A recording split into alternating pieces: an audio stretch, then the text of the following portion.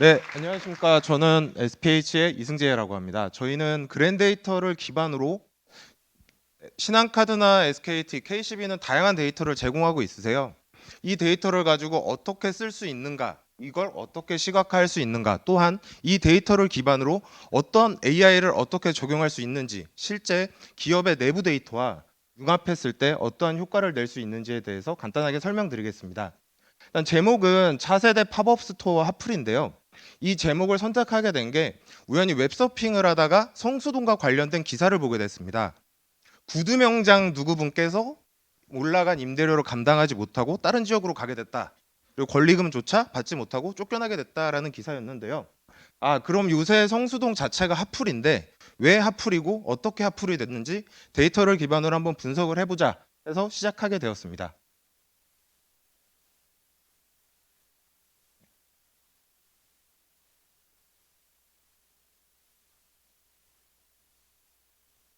예, 성수동은 과거 공장과 수제화를 만드는 공장에서 카페와 갤러리로 변명하게 됐는데요. 1990년대쯤에 명동 수제화 거리가 높아진 임대료를 감당하지 못하고 성수동으로 넘어오게 됐습니다. 이후 2012년경에 다양한 이제 카페들이 이제 들어오기 시작했고 그 청년 예술가분들이 들어오기 시작하면서 팝업 스토어로 변질되게 됐고요. 이후 최근 2, 3년 동안은 샤넬, 디올과 같은 대형 팝업 스토어가 들어오면서 SNS 젊은 친구들의 SNS 성지가 되게 되었습니다. 그 항상 기존에 있었던 중대형 상가 공실에 굉장히 낮았죠. 그래서 최현석 셰프의 그 입자 가속기라고 하는 술집 자체도 이제 공장 자체의 인테리어를 고치지 않고 들어오게 됐고 해당 인테리어 자체가 MZ 세대들한테 힙하다라는 형태로 점점 더 발전을 하게 됐습니다. 그럼 성수동을 움직이는 사람들 과연 어떤 소비 패턴을 가지고 있을까를 저희가 그랜데이터를 기반으로 분석을 해봤는데요. 실제 MZ 세대 집중도는 전체의 50.8%를 차지합니다. 상대적으로 젊은 친구들이 더 많이 오고 있다라는 것을 볼 수 있게 됐고요. 그리고 주중 방문 비율이 유동인구보다 좀 MZ분들이 좀 높게 돼 있고요. 여자가 확실히 높습니다. 또한 상권이라고 하죠. 상업 지역의 평소 특성과 다르게 오후 이후에도 계속 유동인구가 19.3%로 유지가 되고 있는 것을 볼 수 있는데요. 실제 소비는 전체 유동인구 비율로 봤을 때 음식과 관련된 소비가 가장 높습니다.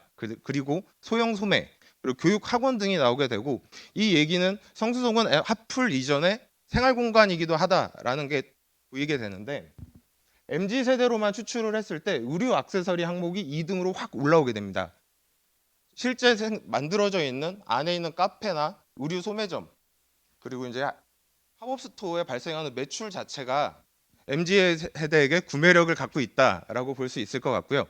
특히 주중에는 음식 소형 소매점, 교육 학원과처럼 일반 생활권의 주거 생활권에 대한 특징을 가지고 있다가 주말로 가는 순간 의류 액세서리 소비가 갑자기 올라오게 됩니다. 그 말은 MZ 세대들이 주말에 의류 액세서리 쇼핑 및 카페, 힙한 카페나 음식점 방문을 위해 성수동을 방문하고 있다라는 내용을 볼 수 있게 됩니다. 아까 말씀드렸던 오후 소비, 오후로 이어지는 소비에서는 어떠한 패턴을 가지고 있을까를 비교해 봤습니다. 지금 처음 봤을 때 조금 의아했던 건 의료였는데요. 저희가 아직 그랜데이터 신한카드 팀장님한테도 요청을 드렸는데 의료로만 보기에는 데이터를 확실히 알 수 없다. 내부에 어떤 과를 갖는지에 대한 데이터를 달라라고 이제 요청은 드렸고 그 데이터를 받았을 때 실제 성수 오후에 발생하는 의료가 일반 주거나 생활 환경을 위한 내과, 이비인후과 같은 병원인지 아니면 MZ 세대를 위한 피부과, 성형외과 같은 것인지는 좀 더 데이터가 나온 후에 확인이 가능할 것 같고요. 주말 오후는 의류 액세서리가 계속 올라오게 됩니다. MZ의 오후 세도 무조건 의류 액세서리가 나오고 있다는 얘기가 되고 이 얘기는 성수동은 주말에는 MZ 세대가 자주 등장하는 핫플이다라고 보실 수 있게 될 거예요. 이제 성수동 아까 처음에 말씀드렸던 성수동 과연 언제까지 핫플이고 언제까지 사람이 모이고 언제까지 발전할 수 있을 것인가? 임대료가 계속 오르고 있습니다. 뭐 탈성수 얘기 나오고 있고 7평인데 권리금이 4억. 백화점 뭐 지자체로 내려가는 게 낫겠다. 당연히 이제 젠트리피케이션이 계속 올라가고 있는데요. 팝업 스토어 이외에 크래프톤 신사업까지 들어오게 됩니다. 그러면은 부동산 호재로 작용하게 되고 기존에 있던 사람들은 계속 밀려나게 되죠. 팝업 스토어는 특히 팝업 스토어를 내시는 분들 중에 오프라인 매장을 대상으로 하시는 분들이 아니라 캐릭터 IP나 온라인 주력 상품 또한 뭐 농심이나 오뚜기 같이 직접 매장을 내지 않는 분들이 팝업 스토어를 낼까? 어디에 내야 될까라고 했을 때는 아무래도 성수나 더현대 좀 아는 곳으로 가게 되는데 이때 이 권리금, 임대료 과연 홍보 매장이기 때문에 ROI를 신경 쓰지 않아도 될까? 이 부분에서 좀 고민을 하시게 될 거다라고 생각하게 됩니다. 저희는 그랜데이터를 가지고 지금 올라가고 있는 부동산 임대료가 올라가고 있는 성수동과 유사한 지역을 한번 찾아보았습니다. 근데 물론 이 데이터는 부동산 임대료의 데이터와 구 단위 그리고 행정구역 단위 혹은 격자 단위로 상세하게 나온 게 아니라 세미나용으로 좀 축약해서 만들어드린 데이터고요. 실제 저희는 방배동이 성수동과 유사하다라고 나오게 된 게 전체 방문 인구 규모가 성수동보다 방배동이 좀 더 높게 나옵니다. 또한 주중 주말 인구 비율 역시 비슷하게 되고요. 20세에서 40세 비중 역시 이렇게 높지 않게 나옵니다. 그리고 좀 특이한 부분은 밑에 보시는 이제 주말 소비 순인데요. 성수동은 음식, 의류, 대형 할인점인데 방배동은 지금 음식, 의류와 액세서리가 좀 빠져 있습니다. 현재 이 지역에 지금 팝업 스토어가 없다, 의류나 도소매 매장이 존재하지 않는다라는 것을 의미할 수 있는데 앞으로 이 지역에 팝업 스토어가 생겼을 때 어떤 결론이 나게 될지는 아마 이제 데이터를 기반으로 시간이 지난 후에 좀 더 정확히 알게 될 것입니다.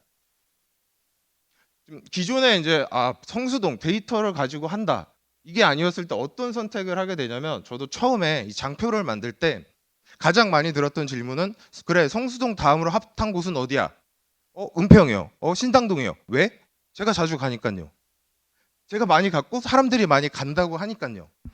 아무래도 데이터에 기반하지 않고 내 경험을 기반으로 하게 되고 데이터 역시 경험에 맞추게 됩니다. 결과를 정해놨죠. 가설에 대한 결과를 정해놨고 데이터를 그렇게 추출하게 되더라고요. 기존 항상 데이터가 있을 때에도 담당자들은 자기의 오랜 경험을 통해서 생긴 걸 기반으로 답을 정하게 되는데 데이터조차 없을 경우 더 의사결정을 하기가 좀 어려워지게 되죠. 이때 많이 찾게 되는 게 유동인구입니다. 실제 서울시에서는 생활인구 데이터라고 하는 유동인구 데이터를 공급하고 있어요. 무료로 받으실 수 있고 다만 이 데이터는 격자 단위가 아니라 행정동 단위로 좀 넓게 그려져 있다. 그리고 그랜데이터와 다르게 그랜데이터가 가진 특징 중에 하나는 유동인구가 거주인구, 직장인구, 방문인구로 쪼개져 있습니다. 하지만 서울시의 데이터는 그냥 유동인구, 오늘 왔다라는 데이터 형태로 되어 있고요. 결국에 경험이 있어도 데이터가 없고 제한된 공공 데이터만 가지고 진행을 했을 때 그럼 또 다시 처음으로 돌아가게 될 거예요. 매장을 그냥 홍보 수단으로 쓰자. 우리는 아직 경험이 없으니 ROI 조금 무시하자. 이거 가지고 홍보가 잘 돼서 온라인에 매출이 잘 나오면 잘 되지 않을까. 이제 이런 식으로 이제 선택을 하게 될 건데 저희는 데이터를 기반으로 하는 것에서 시작해서 실제 데이터의 융합과 AI 분석을 기반으로 하는 게 맞지 않을까라고 시작을 하게 되었습니다. 그랜데이터 가공뿐만 아니라 공공 및 외부 데이터, 부동산 임대 데이터나 버스 정거장, 노선 데이터들을 같이 융합시킬 수 있고요. 학교, 병원의 위치 등의 공공 데이터 포인트를 같이 융합합니다. 또한 아까 잠깐 어떤 분이 문의를 주셨었는데 기업의 내부 데이터, 기업의 매출 데이터, 기업의 ERP 데이터, 기업의 손익 데이터와 지역 데이터가 존재하게 된다면 매핑시켜서 보여드릴 수 있습니다. 실제 저희가 대규모 대형 프랜차이즈 업체에 해당 서비스를 오픈을 해서 사용하고 있는 상황이고요. 지금 보시는 거는 이제 아까 잠깐 스노우플레이크 상무님께서 말씀 주셨던 쿼리를 배우지 않고 질의를 던졌을 때 질의문 자체가 쿼리문으로 변환이 되고 보시면 쿼리문으로 자동 변환이 됩니다. 쿼리문으로 자동 변환이 되고 변화된 데이터는 일반 AI에서 쓰시는 어널리스트 기능, 컴플리트 기능을 같이 보여주시게 돼요. 어떤 분석이 가능하다. 이 데이터를 가지고 어떤 인사이트를 얻을 수 있고 어떤 사실은 무엇입니다. 라는 거를 보실 수 있게 되고요. 이후에 연동된 데이터는 스노우플레이크의 스트림릿을 연동하여 시각화까지 하는 것이 저희가 지금 하고 있는 프로젝트들입니다. 실제 이 데이터는 이제 데이터 기반 의사결정 나온 지 말 좀 오래됐잖아요. 마케터 담당자분들이 SQL을 배우고 아니면 데이터 추출하시는 분들한테 SQL을 요청을 합니다. 데이터를 요청을 하고 이 데이터가 넘어오는 데까지 시간이 걸리고 내가 SQL을 배우는 데까지 소요 시간이 걸리게 되죠. 어느 정도의 그 러닝 커브에 대한 시간이 필요하게 되고 그만큼의 인력이 더 필요하게 되는데요. 텍스트 투 SQL 기술은 별도의 SQL 지식 없이 자연어 질의만으로도 충분히 결과를 낼 수 있고 AI 연계를 통해 인사이트 또한 얻을 수 있는 게 스노우플레이크 코텍스 AI의 특징입니다.